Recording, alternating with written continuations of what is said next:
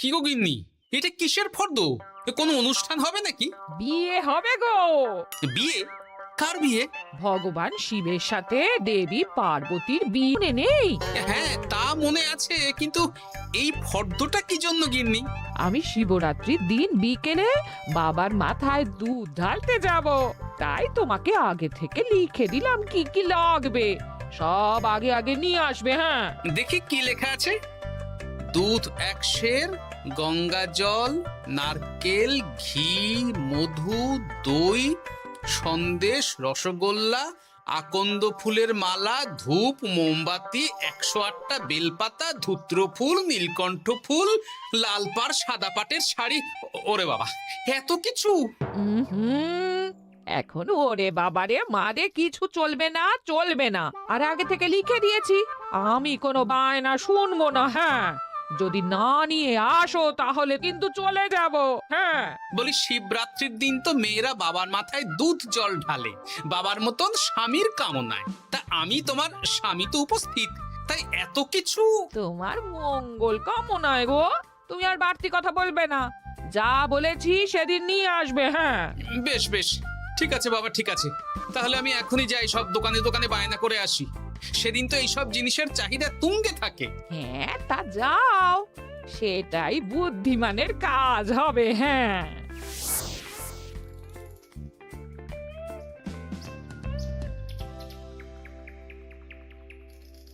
আরে এই তো পুটির বাবা, সকালে রাজসভায় গিয়েছিলে কিন্তু তেমন কোনো কথা হলো না। হ্যাঁ গোপাল দাদা, এখন কি যে করি। ঠিক আছে ঠিক আছে, আমি দেখছি কি ব্যবস্থা করা যায়, বুঝলে। ঠিক আছে গোপাল দাদা, একটু দেখো, বুঝতেই তো পারছো অভাবের সংসার। হ্যাঁ হ্যাঁ, কোনো চিন্তা করো না।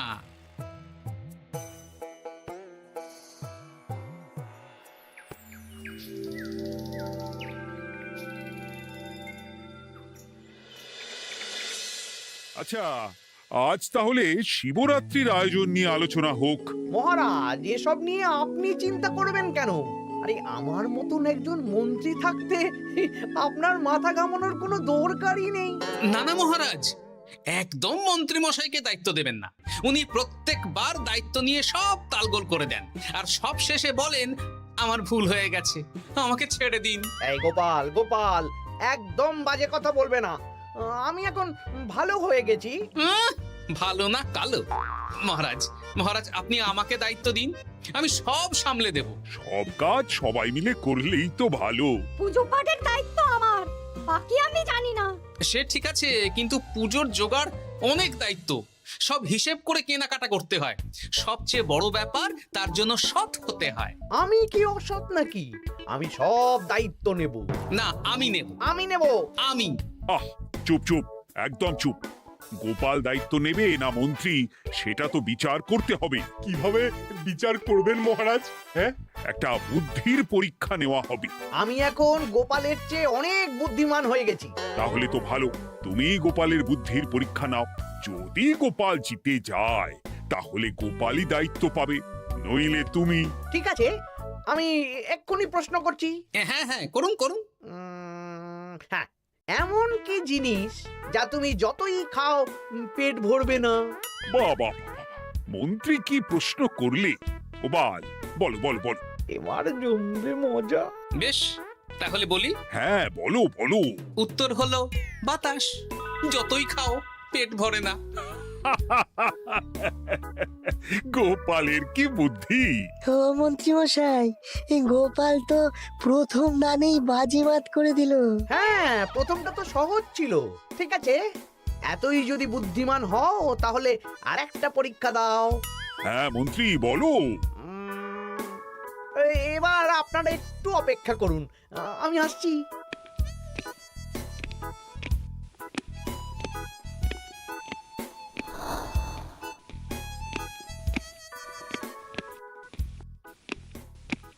এই তো মন্ত্রী এসে গেছে, আবার হাতে একটা খাঁচা। এই নাও গোপাল, এই খাঁচায় একটি অদৃশ্য মুরগি আছে। তুমি যদি বুদ্ধিমান হও তবে এর মাংস রান্না করে আজ নৈশভোজে মহারাজকে খাওয়াতে হবে। যদি না পারো, দায়িত্বের দও পাবে না। বেশ, তাহলে দিন, আমি রাতেই আসছি, রান্না করে নিয়ে আসছি। আপনারাও সবাই হাজির থাকবেন কিন্তু।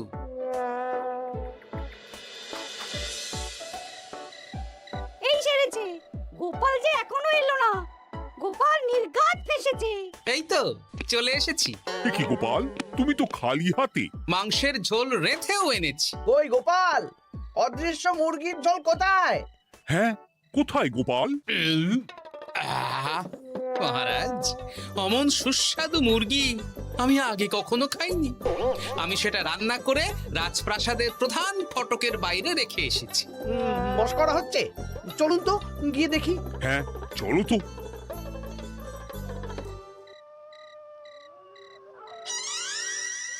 এ কি, এখানে তো কিছুই নেই, আমি তো দেখতে পাচ্ছি না। আমরা তো কেউ কিছু দেখতেই পাচ্ছি না। কোথায় কোথায় মাংসের ঝোল? আরে মন্ত্রী মশাই, অদৃশ্য মুরগি রান্না করলে ঝোলটাও তো অদৃশ্যই হবে। আপনি দেখতে পাচ্ছেন না, মানে আপনার মনে পাপ আছে, নইলে আপনার চোখের সমস্যা। মহারাজ তো ঠিকই দেখতে পাচ্ছেন, তাই না মহারাজ? এই রে, গোপাল তো মোক্ষম জবাব দিয়েছে। হ্যাঁ হ্যাঁ, চমৎকার ঘ্রাণ বেরোচ্ছে। মন্ত্রী, তুমি দেখতে পাচ্ছ না কেন? ইয়ে না মানে ঠিক আছে, ঠিক আছে, পাচ্ছি, দেখতে পাচ্ছি। একটু ঝাপসা লাগছে, মনে হয় চোখ দেখাতে হবে। তার মানে গোপাল তো মন্ত্রী মশাইকে পরপর দুবার হারালো। আর একটা সুযোগ দিন মহারাজ, শেষ সুযোগ। বেশ, দিলাম। গোপালের কিন্তু বিশাল বুদ্ধি। মন্ত্রী, দেখো তো তুমি পারো কিনা, আর এটাই শেষ সুযোগ। মহারাজ, গোপাল যদি এতই বুদ্ধিমান হয়, তবে ও কি বলতে পারবে কাল ভোরে আমার মনে প্রথম কোন চিন্তাটা আসবে? এটা তো খুবই সহজ কথা। কাল ভোরে আপনার মনে প্রথম চিন্তা আসবে মহারাজ যেন দীর্ঘজীবী হন এবং রাজ্যের উন্নতি হোক। এই সেরেছে, এবার তো মহা ফাপড়ে পড়লাম। আমি যদি বলি না, এটা আমার চিন্তা ছিল না, তবে মহারাজের কাছে বরদান যাবে। আর যদি বলি হ্যাঁ, তবে গোপালের বুদ্ধির কাছে আমাকে হার মানতে হবে। কি মন্ত্রী, বলো। হ্যাঁ, ঠিক বলেছ গোপাল, এটাই আমার চিন্তা ছিল। সাবাস গোপাল, সাবাস, কি তীক্ষ্ণ বুদ্ধি। তাহলে এই বুদ্ধির পরীক্ষায় বিজয়ী হলো গোপাল। জয় গোপালের জয়। তাহলে শিবরাত্রির পুজোর আয়োজনের দায়িত্ব এবার গোপালের। আমার আর কোনো চিন্তা রইল না। মহারাজ, গোপাল তো সব দায়িত্বই পেল, আমাকেও কিছু একটা দায়িত্ব দিন। আমিও একটা ঈশ্বরের সেবা করার সুযোগ চাই। আহ, তুমি তো হেরে গেলে। তাতে কি, ভালো কাজ করতে চাইছি, একটু সুযোগ দিন মহারাজ। বেশ, তাহলে তুমি গ্রামবাসীদের ভোগ প্রসাদ খাওয়ানোর দায়িত্বটা নাও। ধন্যবাদ মহারাজ। হ্যাঁ মন্ত্রী, মিলেমিশে কাজ করো, কিন্তু ঝামেলা করো না। না না, আমি সুষ্ঠুভাবে পালন করব। ঠিক আছে মন্ত্রী মশাই, তাহলে ওইটুকুই করুক, কিন্তু আমার কাজে কোনো বাধা দিতে আসবেন না। না না না, তোমার কাজে কোনো বাধা আসবে না। আমি ভোগ প্রসাদ বিতরণ, খাওয়া দাওয়া, এই সব ব্যাপারটা দেখব।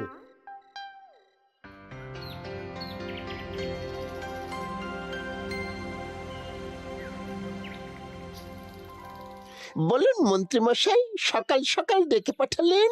শোন বটা ঘটা, এবারে শিবরাত্রি উপলক্ষে যে ভোগ প্রসাদ জনগণের উদ্দেশ্যে বিতরণ হবে, তার পুরো দায়িত্বই আমার। তাতে কি, মহারাজ আয়োজন করেন আর সব রাজ্যবাসী বিনামূল্যে খেয়ে যান। সেই প্রথা এতদিন চালু ছিল, কিন্তু এবার একটু অন্যরকম হবে। কিরকম কিরকম? তোরা দুজন আমার নাম করে সব গরিব প্রজাদের কাছ থেকে ভোগ খাওয়ার জন্য চাঁদা তুলবি। শিব পুজোর চাঁদা? হ্যাঁ দাদা, ইয়ে না মানে ঘটা, খুব সামান্য।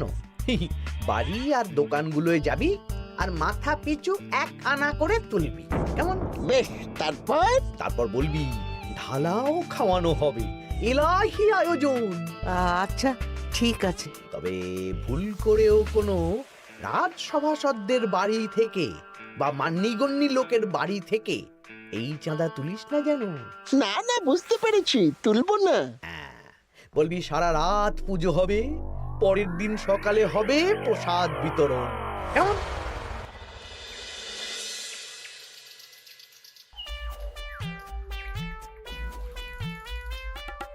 বলা, এবারে শিবরাত্রি উপলক্ষে যে পূজা হবে তার ভোগ প্রসাদ খাবে তো?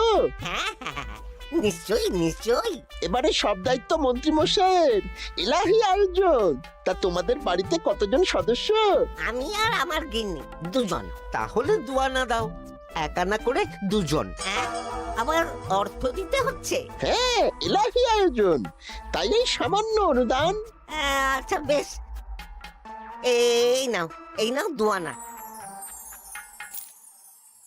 চিন্তা করো না ভোলা, এমন খাওয়ানো হবে না। রাতের বেলা শিব পুজো আর পরের দিন সকালে জীব পুজো। বাবা বাবা বাবা, সব দোকানে দোকানে আমি যাচ্ছি, আর তুই লোকজনের বাড়ি বাড়ি যা। বেশ। রে, কত হলো? অনেক হয়েছে মন্ত্রী মশাই, এই দেখুন। বাবা বাবা বাবা, এক আনা করে নিয়েই তো থলে ভরে গেছে। হ্যাঁ, এবার হবে মাছের তেলে মাছ ভাজা। মহারাজও ভোগের আয়োজনের জন্য আজকে মোহর দিয়ে দিয়েছেন। তার মানে তো আপনার মুনাফাই মুনাফা, লাভই লাভ। আমাদেরকেও কিছু দিন। দেব দেব, এখনো কাজ বাকি আছে।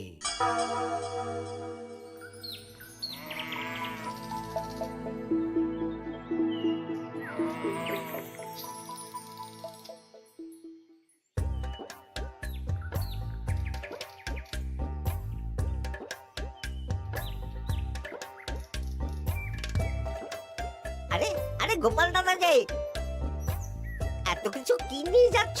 এই তো শিবরাত্রির পুজো উপলক্ষে দশকর্মার বাজার রাজবাড়ি নিয়ে যাচ্ছি।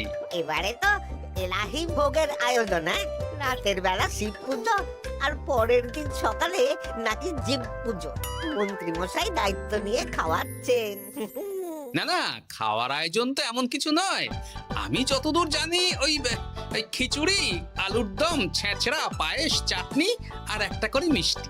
আর যতদূর জানি এই ভোগ খাবার জন্য সব গ্রামবাসী থেকে মাথা পিছু এক আনা করে নিয়েছেন। হ্যাঁ, ভোগের প্রসাদ তো বিনামূল্যে। মন্ত্রীমশাই এক আনা করে মাথা পিছু নিয়েছেন? হ্যাঁ গো, এরকম তো কথা ছিল না। আচ্ছা আচ্ছা, আমি দেখছি কি করা যায়। দেখছি আমি দেখছি।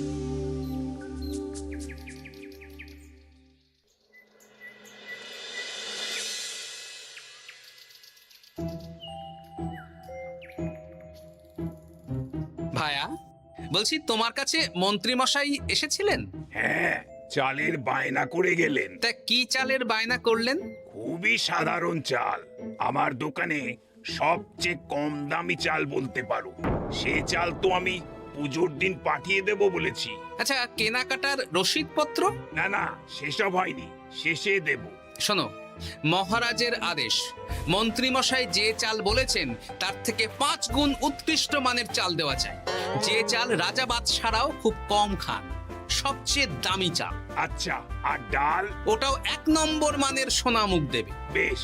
মন্ত্রীমশাই যা যা বায়না দিয়েছেন পরিমাণ এক থাকবে, শুধু জিনিসপত্রের মান বাড়বে। ঠিক আছে? আচ্ছা ঠিক আছে। আর একথা মন্ত্রীমশাইকে জানানোর দরকার নেই, শুধু মোহরটা ওনার কাছ থেকে আদায় করে নিন।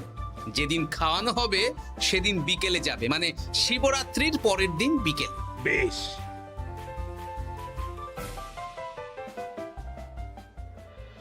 নাও ধরো গিন্নি,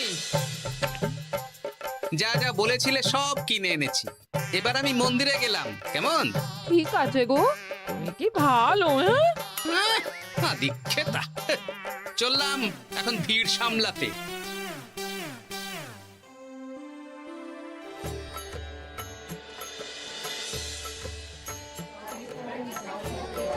একটু সারিবদ্ধভাবে দাঁড়ান, আপনারও সুযোগ আসবে। বাবা কাউকে ফিরিয়ে দেবে না। দেখো মন্ত্রী, দেখো গোপাল কি সুন্দর ভিড় সামলাচ্ছে। ওকে তো এই জন্যই দায়িত্ব দেওয়া। হ্যাঁ, তাই তো দেখছি। ওম নমঃ শিবায়। হে ভোলানাথ, দেবাদিদেব মহাদেব সকলের কল্যাণ করুন। জয় দেবাদিদেব মহাদেবের জয়। হে ভোলেনাথ মহেশ্বর, মঙ্গল করো বাবা। জয় বাবা ভোলাদেব মহেশ্বরের জয়। তা তোমার শরীর এখন কেমন? এই তো বেশ ভালো আছি। সবই তোমার জন্য। তুমি না সাহায্য করলে ওই ওষুধ আমার পেটেই পড়তো না। না না, আমি তো নিমিত্ত মাত্র, সবই মহাদেবের ইচ্ছে। জয় বাবা মহাদেবের জয়। চলি গো। কাল ভোগ খেতে তাড়াতাড়ি চলে এসো।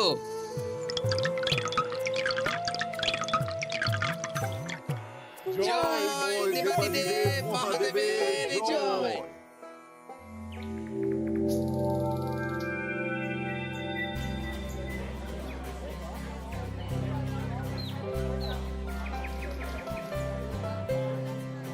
সত্যি মন্ত্রী মশাইয়ের ভোগের প্রসাদ পেয়ে মনটা ভরে গেল।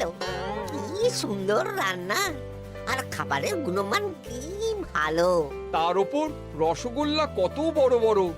এত বড় রসগোল্লা খাওয়া তো দূর, বাবার জন্মে চোখেও দেখিনি।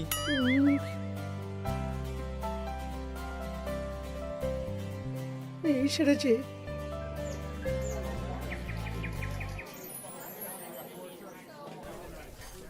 এই যে পাচক ঠাকুর, শোনো। বলুন মন্ত্রী মশাই, আজ আমি খুব খুশি। কেন? আপনি মহান। কেন?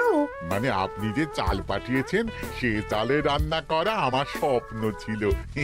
কি গন্ধ, কি গুণমান, রাজা বাদশাদের চাল বলে কথা। আমি তো খুব সাধারণ মানের চাল দিতে বলেছিলাম, 30 আনা শের মূল্যের চাল। কেন, নবাব বাদশাদের ঘরে এই চালটা থাকে। তাই? কোথা থেকে এলো? কেন, চালের দোকান থেকে এসেছে। মিষ্টিও দারুণ, রসগোল্লা তো নয়, যেন যেন একেবারে বড় বড় রাজভোগ। কি আকার, কি গুণমান, কি স্বাদ। আহা, দেখুন দেখুন দেখুন। বাবা, ভোলা এত বড় রসগোল্লা দিয়েছে। ঠিক আছে, যা হচ্ছে হতে দে। আমি তো চিন্তায় পড়ে গেছি।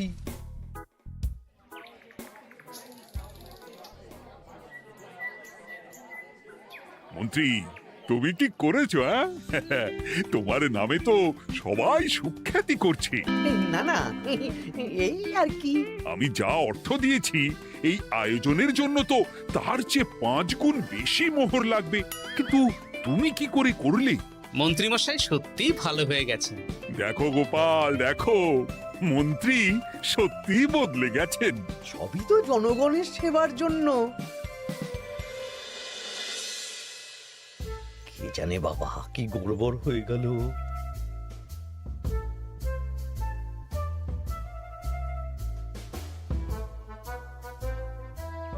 মন্ত্রী মশাই, বকেয়া পাওনা নিতে এলাম। আপনার মোট হয়েছে চালের 350 মোহর, মুগ ডালের 250 মোহর, আর মশলাপাতি 100 মোহর। হ্যাঁ, বলো কি? মন্ত্রী মশাই, ওই আপনার মোট বকেয়া 300 মোহর। আর আমার এই 150 মোহর। হ্যাঁ, চলুন মহারাজ, একটু মন্ত্রীমশাইয়ের বাড়ির দিকে ঢু মেরে আসি। চল। চলুন, ওনাকে গিয়ে ধন্যবাদ জানিয়ে আসি। এই না না না, আরে আরে আমি কি করে দেব? আমি কি চন্দ্রমুখী আলু দিতে বলেছিলাম? আমি কি করে দেব? না না, ও আপনাকে দিতেই হবে। হ্যাঁ, কি বলছো মন্ত্রী? তুমি এত ভালো কাজ করেছো, এত বড় মুখ করে সকালে বললে যে সবই জনগণের সেবার জন্য। আরে আমি কিভাবে জানবো যে এত খরচ হয়ে যাবে? কেন মন্ত্রীমশাই, আপনি তো গ্রামবাসীদের থেকে অর্থ নিয়েছেন, মাথা পিছু 1 আনা করে। হ্যাঁ, মানে এসব তো কথা ছিল না। এই সেরেছে, গোপাল কি করে জেনে গেল? এসব কথা কি আর চাপা থাকে? আর সেই জন্যই তো আপনি ভালো মানের খাবার খাইয়েছেন। সত্যি তো, যে মানের খাবার খাওয়ানো হয়েছে তা কৃষ্ণনগর কেন, আশেপাশের কয়েকটা নগরের লোকও এই জিনিস চোখে দেখেনি, আর তাই তুমি অর্থ আদায় করেছো। না মানে, আমি বুঝতে পারছি না, আমার অনুমতি ছাড়া এগুলো হলো কি করে? মন্ত্রী মশাই, বকেয়া পাওনা দিন, নইলে খারাপ হয়ে যাবে বলে দিচ্ছি। হয়ে গেল, আমি ভিখারি হয়ে গেলাম। ও গিন্নি, মোহরের থলেগুলো নিয়ে এসো, গয়নাগাটি নিয়ে এসো। আমাকে পথে বসিয়ে দিল।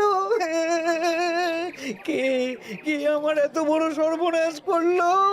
আমি মন্ত্রী মশাই, আমি। আপনি যখন চাঁদা তুলে ভালো খাওয়াতে চাইছেন, তাই সবচেয়ে ভালো খাওয়ানোর ব্যবস্থা করে দিলাম, তাও আবার আপনার ঘাড় ভেঙে। আমার সর্বনাশ হয়ে গেল।